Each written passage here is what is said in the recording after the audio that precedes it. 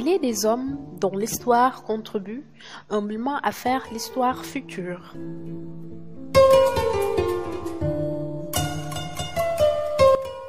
Dans l'histoire des urgences au Sénégal, un homme a su marquer et de façon indélébile son empreinte. Grâce à sa vision, sa philosophie de mieux hôpital par le prêt hospitalier, ce pionnier a grandement contribué à jeter les fondements d'un dispositif, aujourd'hui capital dans la prise en charge des catastrophes et autres calamités, au-delà du transport médicalisé. Symbole fort d'un hôpital avant même l'hôpital, voire en dehors de l'hôpital, pour ne pas dire l'urgence, situe avant les urgences.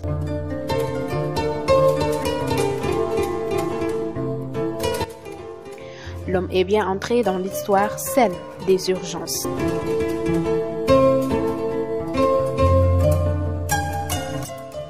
Son viatique, le premier geste qui sauve, le tout premier, c'est d'abord d'être là et en toute urgence. Merci d'avoir été là. Lui, c'est... Je vous remercie, Madame Ba. Je remercie tout d'abord Dr Ntab d'avoir créé cet organisme M+, qui vraiment, je sais que c'est Médecine Plus, parce qu'il prend en charge la communication médicale apparemment. Donc on sera plus à l'aise pour parler avec un organisateur et des journalistes du domaine médical. Donc je vous remercie de cette initiative et vraiment aussi lui, on le félicite d'être sorti, d'avoir compris que la médecine a besoin d'une communication autre que celle qui existe actuellement. Et ça nous met à l'aise. Donc si vous me demandez la question de me présenter, bon, c'est un peu difficile. Mais je suis le docteur Niang. Actuellement, je suis le médecin-chef de Souma Assistance, qui est un service d'urgence privé, mais à tendance publique, parce que je vous dirais qu'on prend en charge les gens dans la rue, dans les accidents de la route, on y va quasi gratuitement. Et tous les événements nationaux, on y participe. Donc bientôt le Magal de Touba, je pense qu'on va y consacrer encore tous nos moyens, avec nos propres moyens. Voilà, donc voilà à peu près pour vous dire qui je suis et ce qu'on fait. Qui est le docteur Niang? Peut-on avoir un aperçu de votre biographie? Ma biographie, je suis né au Fouta, dans un petit village qui s'appelle Aram, dans la région de Podor. Donc, je suis venu donc à Dakar quand mon père est venu travailler ici. Et je crois que mes premiers papiers de naissance ont été faits à Dakar. Alors que je suis né, je pense, bien au Fouta. Aujourd'hui, Souma Assistance occupe un rôle pionnier dans le dispositif des urgences et des transports médicalisés. Parlez-nous de son histoire. L'histoire, c'est, comme vous disiez, qui je suis. Donc, j'étais étudiant d'abord au lycée. Nous, on est cette période transitoire de l'indépendance, de la colonisation vers l'indépendance. Donc, je n'ai pas trop connu la colonisation, mais l'indépendance, quand même, on a été vraiment les enfants de Senghor qui nous a fait rêver d'un Paris qui sera, Dakar qui sera à l'image de Paris. Bon, on ne connaissait pas Paris non plus, mais on s'est dit qu'il y avait du travail. Donc on s'est mis à la tâche très tôt. On a lavé des voitures, on a gardé des maisons, on a été des marins dans des bateaux. Et tout ça, des fois, pour payer nos études. Parce que je vous le dirais que mon père était jardinier dans un hôtel. Je pense que quand j'ai commencé ma médecine, tous les parents se sont plaints que pourquoi je faisais médecine, c'est long. Je ne vais pas pouvoir aider les parents. Bon, mais la perspective, c'était que plus c'est difficile, plus ça va être beau. Et je crois que Nico fait que, comme on dit, ceux qui sont déjà là sont contents et ils en ont tous profité, toute la famille. Je crois que le prise en charge médicale maintenant est assurée depuis longtemps, quasi gratuitement, de Dakar jusqu'à Fouta ou Aram où je suis né. Donc, dans la même perspective, on a monté une antenne à Saint-Louis qui permet à tous ces gens de Nord d'être pris en charge plus facilement. Comment est organisé votre dispositif? Bon, les urgences, ce n'est pas vous qui organisez, c'est une obligation. Vous êtes chargé de répondre à des demandes, à des gens qui sont vraiment dans le désarroi médical. À des moments aussi, on appelle ça des urgences vitaux, où la vie même est en jeu. Donc, c'est un dispositif 24 heures sur 24, 365 jours sur 365 jours. Donc j'ai eu beaucoup de problèmes au début avec les tabaski et les corités où tout le monde voulait partir. Et l'exemple, c'était quand ils vont se couper en coupant la viande, où est-ce qu'ils vont aller? Bon, en principe, quand on a trouvé la solution, je pense quand même qu'il y a toutes les nationalités, toutes les religions à Souma. Donc, par les religions, on est arrivé à s'arranger. Les catholiques travaillent les jours de Tabaski et les musulmans travaillent les jours de fête catholique.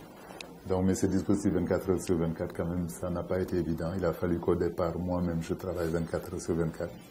Donc, le premier SAMU Souma Assistance, c'était dans une maison où je logeais à l'étage et que les gens pouvaient venir presque quand ils pouvaient. C'est au fur et à mesure que d'autres médecins sont venus me soutenir et on a pu monter des systèmes de garde 24 heures sur 24.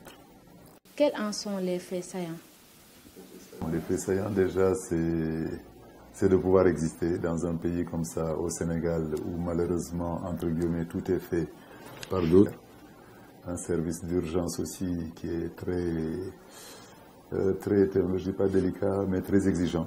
Très exigeant. Il est arrivé même des moments où on pensait que est-ce que les Sénégalais peuvent tenir un service d'urgence? Parce que c'est tellement des contraintes. Je vous jure qu'il y a des fois où j'étais là, assis avec des amis. Je devais les faire partir, fermer la maison parce que je devais aller voir quelqu'un de grave ou même prendre l'avion pour accompagner un malade. Donc vous voyez, c'est un peu en désaccord avec notre hospitalité et notre teranga. Donc je comprends bien aussi qu'un médecin qui a un deuil, il veut y aller à tout prix. Bon, alors que, bon, je ne dis pas que c'est l'inverse des urgences. Les urgences aussi, l'exemple je le dis, mais battez-vous à soigner les gens, peut-être que vous aurez moins de deuil. Bon, mais ça aussi c'est une vanne, hein. C'est une blague parce que la mort quand même n'est pas du ressort de l'homme. Et c'est pas en soignant tout le monde que tout le monde sera vivant. Quelles sont vos offres de service? Bon, nos offres de service, c'est de prendre en charge vraiment toutes les urgences. Toutes les urgences, de la petite blessure jusqu'à l'accouchement, à l'opération, jusqu'à la réanimation. Donc, dans ce nouveau immeuble-là, vous verrez, toutes les entités sont là. Il y a les urgences au rez-de-chaussée, il y a le bloc opératoire et la réanimation au premier étage, la maternité au troisième étage, et 2 étages de spécialité et de médecine générale qui permettent de prendre en charge les gens. Bon, et dans nos interventions aussi, il y a le fait d'avoir développé ce qu'on appelle la médecine préhospitalière, par ce qu'on appelait des ambulances médicalisées. Bon, c'est un terme un peu... parce que dès qu'il y a un médecin dans un véhicule, il est médicalisé. Bon, non seulement il faut que le véhicule soit médicalisé par une qualité de médical, soit infirmier, soit médecin, soit réanimateur. C'est ça la médicalisation. Mais le matériel d'une ambulance doit être uniforme dans le monde entier et dans le pays. Donc, la médicalisation, c'est au niveau du personnel qui sera à bord en fonction de la pathologie qu'il va prendre en charge. Donc pour cela, il y a une nouveauté qui s'appelle la régulation, qui est un acte médical qui se fait par téléphone, qui doit établir un diagnostic à distance. Une fois qu'il a établi le diagnostic à distance, il faut qu'il puisse décrire les moyens les plus adaptés à l'intervention qu'il va faire. Si on lui parle de quelqu'un qui a une jambe cassée, il sait qu'il peut envoyer un infirmier qui va mettre une attelle, mettre un calmant et le ramener.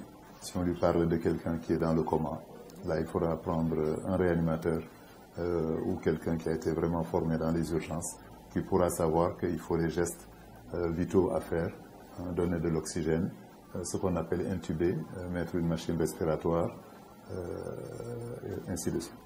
Bon, ce qui est aussi très encourageant, c'est que cette médecine-là a été suivie par toute la technologie. Si je vous dis qu'aujourd'hui, on peut monter dans l'avion avec une boîte qui produit l'oxygène, alors que jusqu'à présent, prendre un avion avec de l'oxygène, c'était compliqué. L'oxygène peut exploser dans l'avion, ce qui fait que les précautions et les indications étaient très, très rigoureuses et les compagnies aériennes n'étaient pas vraiment chauds pour une seule personne, à la moindre erreur que l'avion... Bon, il y a eu des progrès quand même pour que les bouteilles soient plus conformes, mais là on est arrivé à des extracteurs qui prennent l'air de l'avion, qui le transforment en oxygène, et c'est l'équivalent d'une boîte de cigarettes. Donc vous voyez ça aussi, et même les cardioscopes. À mon début, c'était des boîtes qu'on ne pouvait pas transporter. Mais maintenant, vous avez l'équivalent d'une, je ne sais pas comment vous dire l'exemple encore, d'une boîte de sucre, d'une boîte de sucre de 1 kilo. Vous avez un appareil qui vous mesure les activités du cœur, qui vous mesure l'oxygène qui vous circule dans votre sang, qui vous mesure la température et qui vous donne tous les éléments vitaux d'un être humain. Donc, vous voyez, une fois que vous l'avez en branchant juste un appareil, vous savez, pendant le transport, vous pouvez agir en conséquence. Si le cœur ne va pas bien, vous mettez le médicament qui permet. Si le malade se plaint de douleur, vous avez dans une trousse médicale tous les médicaments nécessaires pour respecter le mot préhospitalier. Préhospitalier, je ne sais pas si vous le définissez bien, s'il y a le mot hôpital dedans. Le pré, ça veut dire avant l'hôpital. Mais vous êtes obligé de prendre tout ce qui est dans l'hôpital pour le porter hors de l'hôpital. Donc vous imaginez, donc c'est le médecin en entier avec tout son matériel qu'il aurait pu agir à l'hôpital. Et l'autre élément, même pour faire rire les gens ou pour répondre à certaines remarques, on nous demande pourquoi on ne met pas nos klaxons ou nos gyrophares. Hein? Donc ça a été très difficile de l'enlever, mais je leur dis, mais ce que vous allez chercher à l'hôpital, hein? Quand on vous va chercher à Guédiawaye, dès qu'on vous prend en charge, c'est que vous êtes déjà à l'hôpital. Vous avez déjà votre perfusion, vous avez votre infirmier, vous avez votre médecin, qui sont à vous tout seuls, hein? Et qui ont l'oxygène, qui ont les attelles, qui peuvent même faire vous une petite opération dans le véhicule. Donc, vous voyez, donc c'est ce mot pré-hospitalier aussi qu'il faut savoir reconnaître. Maintenant, c'est là qu'on va dire ambulance simple, ambulance médicalisée. Nous, on est sortis de là pour que vraiment que la population comprenne. On a essayé d'éliminer le mot ambulance. On parle d'unité mobile de soins. Une unité, c'est un véhicule qui est mobile, mais qui va soigner. Parce que jusqu'à présent, dans les croyances africaines ou sénégalaises, l'ambulance, c'est la peur, c'est la mort. Personne n'accepte qu'une ambulance rentre chez vous. Donc c'est pour ça qu'on communique beaucoup sur ce mot-là, de ne plus parler d'ambulance, mais d'unité mobile de soins. Et vous verrez, même la couleur aussi, on l'a changée. Hein? On l'a mis dans une couleur beaucoup plus populaire qui est connue au Sénégal, qui fait quand le véhicule rentre chez vous, vos voisins ne se mettent pas à la fenêtre pour savoir qu'est-ce qui se passe. Ouais. Quels sont les types d'interventions les plus courants? Bon, les plus courants, donc les urgences ont une espèce de mode, comme on dirait. Bon, c'est vrai que les urgences au Sénégal, on a débuté beaucoup avec les expatriés, qui ont ça dans leur sang, qui ont l'habitude de faire ce qu'on appelle les visites à domicile. Donc, ils appellent le matin, même l'enfant qui a eu de la fièvre dans la nuit, qui aurait pu être soigné à l'hôpital, ne va pas à l'hôpital. Hein? Ils ont les moyens, ils ont la sécurité sociale, ils ont des assurances internationales. Ils vous disent, venez voir le petit. Il a de la fièvre, vous lui regardez la gorge. Passer à la deuxième vitesse. Cette médecine-là, même les Africains qui ont les moyens n'arrivent pas à le faire. Hein? Ils préfèrent prendre leur voiture, venir vers vous. Donc, vous voyez. Et petit à petit, on a vu aussi avec le développement des urgences au Sénégal, bon, sur 15 millions de population, bon, notre activité est devenue beaucoup plus populaire et donc on a plus maintenant des Sénégalais qui préfèrent venir que les interventions à domicile. Vous êtes incontestablement un pionnier dans les urgences au Sénégal. Comment voyez-vous les urgences au Sénégal? Quels sont les gaps et les préconisations? Je refuse d'abord le mot incontestable parce que nous, dans la médecine, ce n'est pas de rester incontestable, c'est au contraire que tout le monde puisse accéder à ce qu'on fait. Ou même que les gens, moi je ne dis pas copie, fassent la même chose. Donc c'est pour ça quand je vois le Sénégal évoluer maintenant et qu'il y a d'autres entreprises qui font déjà ce que je fais, je m'en réjouis. Mais la première fois que quelqu'un est venu me dire, tiens, il y a un de tes collègues qui va faire la même chose. Comment ça marche? Au contraire, ça me fait de la joie. Quand il va m'arriver quelque chose, moi, qui va venir me chercher. Hein? C'était un collègue qui avait fait 2 ans chez nous, qui a décidé de monter sa structure qui était la même, avec des ambulances et un service. Mais au contraire, je l'ai félicité. Et là, maintenant, je pense, je ne sais pas si je peux les citer, mais vous en avez presque pas loin d'une dizaine maintenant. À Hambourg, il y a 3 compagnies qui font des urgences. À Dakar, je pense qu'on est déjà plus de 4 ou 5. Donc, vous voyez, sans compter même, mais l'État, bon, je vais rigoler un peu en disant le mot réveillé. Donc aussi, bon, le réveil aussi s'est fait au niveau de l'État, et l'État a mis en place ce qu'il aurait dû faire même avant nous. Hein, parce qu'un service d'urgence, normalement, c'est l'État qui l'organise, et dans le monde entier, ça s'appelle les SAMU. Donc les SAMU est venu récemment, je pense que nous, on avait déjà 15 ans d'avance sur eux. Ils se sont mis sur place.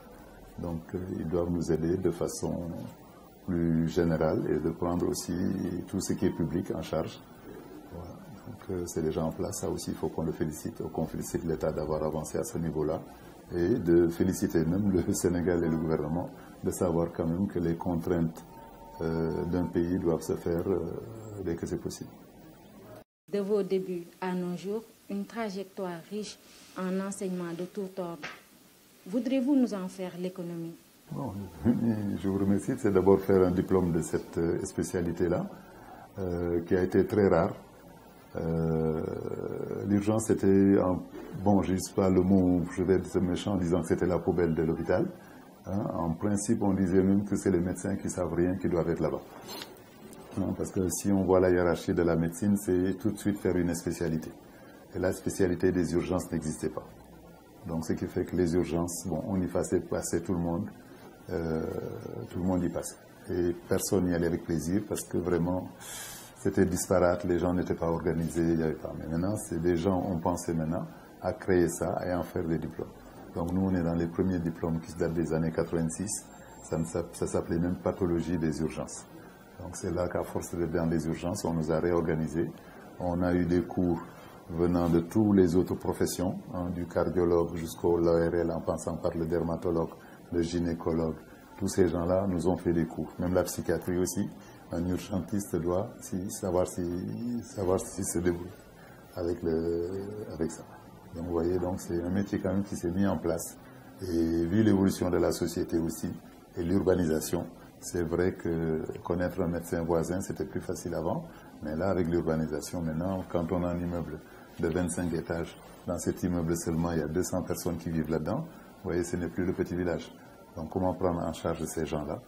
Donc, vous voyez, c'est pour ça que l'urgence s'est fait autant à l'hôpital pour que mieux recevoir les gens.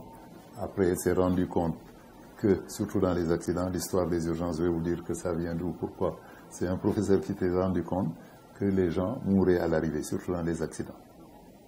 Il a demandé aux pompiers qui n'étaient pas médicalisés, quand vous prenez ce blessé-là, au début, est-ce qu'il est vivant? Il dit oui, il est vivant. On le met derrière et nous on se met devant à rouler. Et ce médecin leur a dit, mais si c'est comme ça, je vous envoie des infirmiers qui, quand vous prenez les malades, vont prendre leur tension et savoir au moins ce qu'il faut faire. Bon, surtout dans les accidents, ce qui était sûr, c'était les hémorragies internes.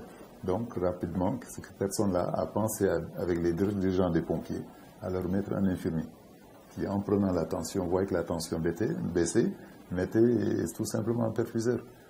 Une perfusion qui peut être de l'eau salée tout simplement pour remonter la tension. Et on s'est rendu compte de 50% de gens qui mouraient à l'arrivée, on est arrivé à moins de 20%, en mettant seulement les infirmiers.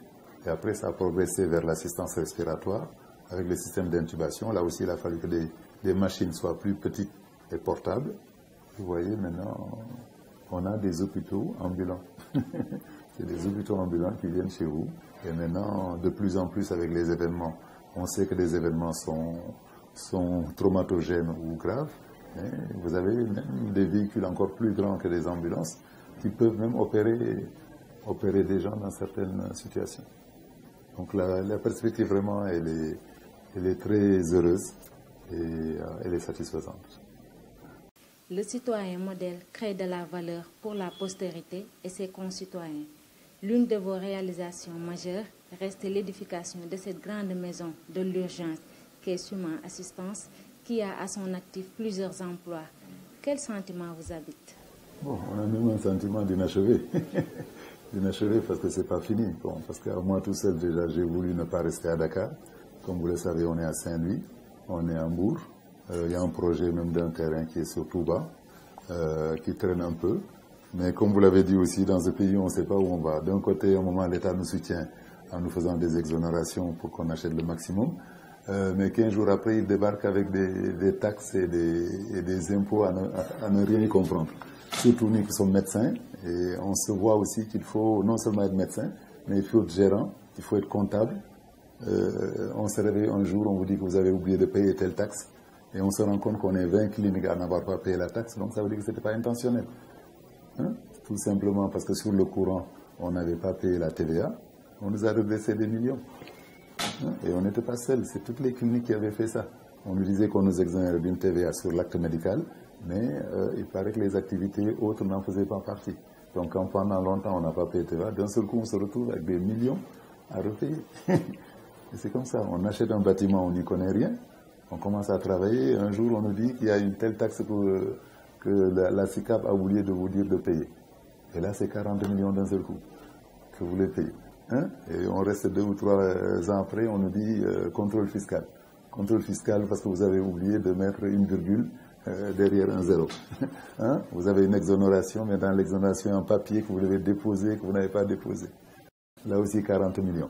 Donc, vous voyez, donc on nous donne des ailes et à un moment, on nous les retire. Donc, on est en train presque de... Donc, c'est pour ça que dans la lancée où j'ai pu faire Saint-Louis, j'y peux plus, je ne peux plus. Là, je vous dis, j'ai actuellement 3 ou 4 moratoires de paiement à l'État. Donc, vous voyez, ce projet de Touba, il aurait pu être fait bouclé en moins de... Et là, je crois que même la maquette qui était en bois s'est effondrée. Je vous montre la maquette. Donc, ça veut dire que ça fait maintenant plus de 5 ans qu'on attend de pouvoir faire ce projet-là. Donc, mais on est encore en contact avec des banques qui semblent vouloir nous aider.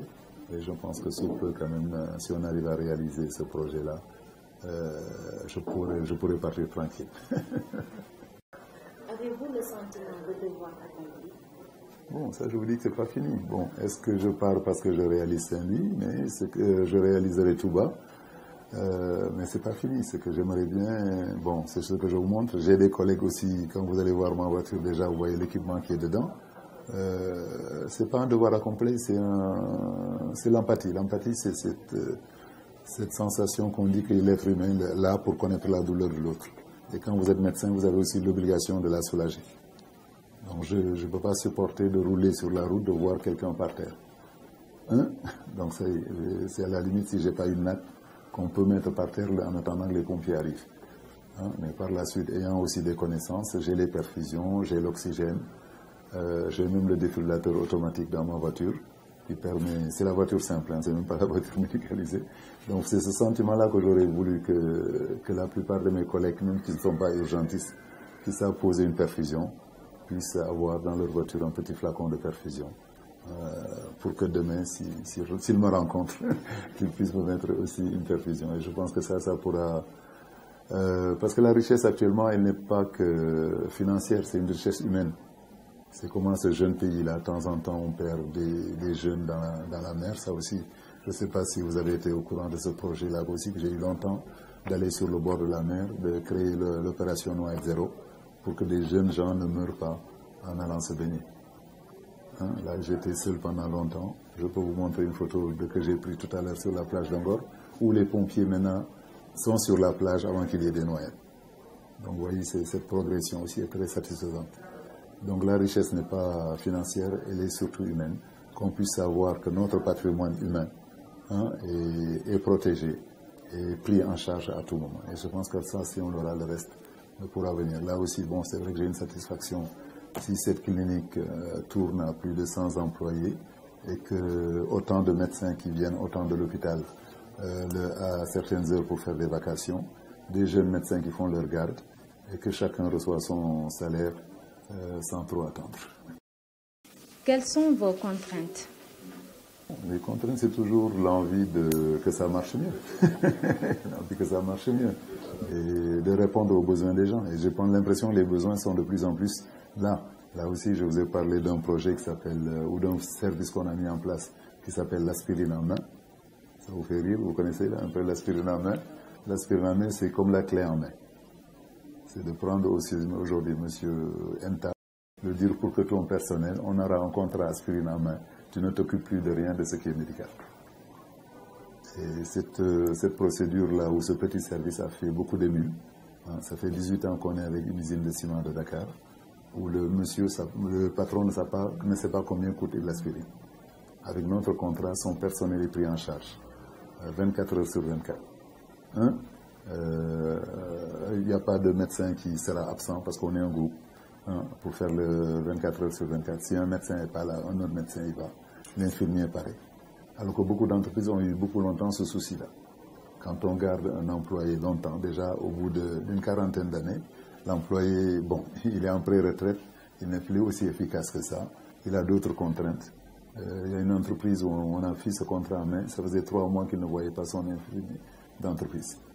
il a fallu qu'on mette même ses bagages personnels dans un coin et prendre place de service. Donc ce produit-là est en train de faire vraiment des ennemis.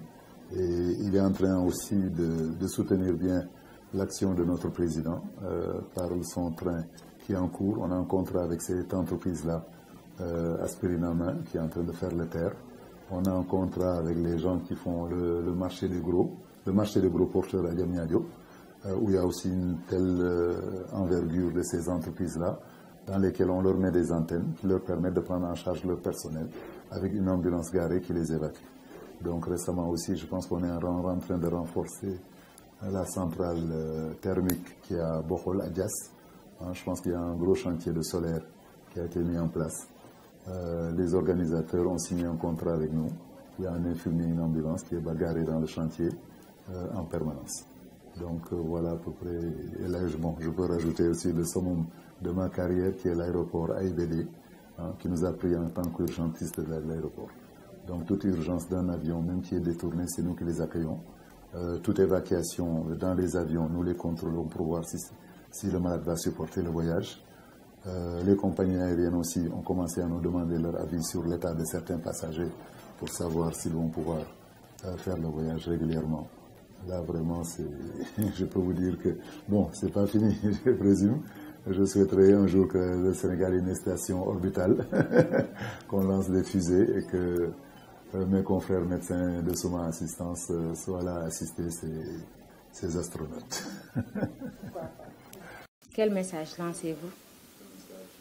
Le message à qui? À tous les Sénégalais, à tous les médecins, au gouvernement, à ce pays-là. Le message, c'est, bon, comme l'avait dit un de nos présidents, j'ai la chance d'avoir vécu tous les présidents, de Senghor à Abdou Diouf, en passant par Ouad et maintenant le président Sall. Donc, j'ai vu tous ces gouvernements passer. Et je pense qu'à chaque fois, on a porté notre action là où il faut. Donc, toutes les manifestations publiques, au moment même, on m'a taxé de politicien parce que j'avais assisté à des manifestations, mais ce n'est pas pour les manifestations politiques que j'ai vues. C'est que là, il y a une loi même qui dit, le préfet le sait, dès qu'on dépasse un certain nombre de populations, normalement, il y a une assistance médicale qui doit se créer. C'est dans le cadre de cette obligation que j'ai assisté à des manifestations, surtout pendant que les gens luttaient contre notre cher dernier président, M. Ouad. Donc là aussi, s'il y a des manifestations, que je sois pour ou contre, c'est pas parce que je serai pour ou contre. Quand il y aura une population qui se rassemble, on sera là. M+ vous remercie. Je remercie beaucoup M+, et tous ses auditeurs et ses spectateurs. Téléspectateurs plutôt. Merci beaucoup tous. De rien dire.